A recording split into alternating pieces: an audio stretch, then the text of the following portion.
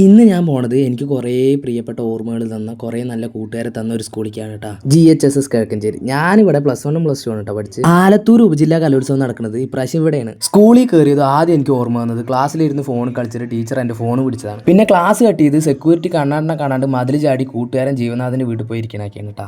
ഇതാണ് ഇവിടുത്തെ ക്യാൻറ്റീൻ. ഞാനും സെബിൻ സിബിയും കൂടിയിട്ട് എൻ്റെ കൂട്ടുകാരന്മാരെയൊക്കെ പറ്റിച്ച് നൈസിൽ ഇവിടെ വന്നിട്ട് സിപ്പപ്പും പഴംപൊരിയൊക്കെ കഴിക്കാറുണ്ട്. ഇപ്പോൾ ഇവിടെ ബിരിയാണിയൊക്കെ വന്നിരിക്കണോ, ഇനിയിപ്പോൾ ഈ പരിപാടിൻ്റെ ആയിരിക്കും. അതൊക്കെ കണ്ട് പിന്നെ നേരെ പരിപാടിയാണ്. അങ്ങനെ ചെറിയ പിള്ളേരുടെ പരിപാടിയൊക്കെ കണ്ട് നേരെ ഫുഡ് അടിക്കുക. എന്ത് പരിപാടിയാണെങ്കിലും ഫുഡ് സ്പോട്ടാണ് നമ്മുടെ മെയിൻ. അവിടെ നല്ല വെയിലും ചൂടും ആയതുകൊണ്ട് തണുക്കാൻ വേണ്ടി ഒരു നറുനീണ്ടി മേടിച്ചു. അതും അപ്പോട്ടിൻ്റെ വക സ്പോൺസർ. അതും കുടിച്ചായി നടക്കുമ്പോഴാണ് ഈ കുട്ടീനെ കണ്ട്. നല്ല ബ്ലസ്സിംഗ് ഉള്ള കുട്ടി. അത് കഴിഞ്ഞിട്ട് നല്ല ഭംഗിയുള്ള കുറേ കാഴ്ചകൾ കണ്ട് ഞങ്ങൾ നടന്നു. അങ്ങനെ നടന്ന് താഴെ എത്തുമ്പോഴാണ് NSSൻ്റെ പിള്ളേർ ഐസ്ക്രീം വെക്കുന്നുണ്ട്. ഒന്നും നോക്കിയില്ല, ചൂടല്ലേ, ഒരു ഐസ്ക്രീം കൂടി കഴിക്കാം.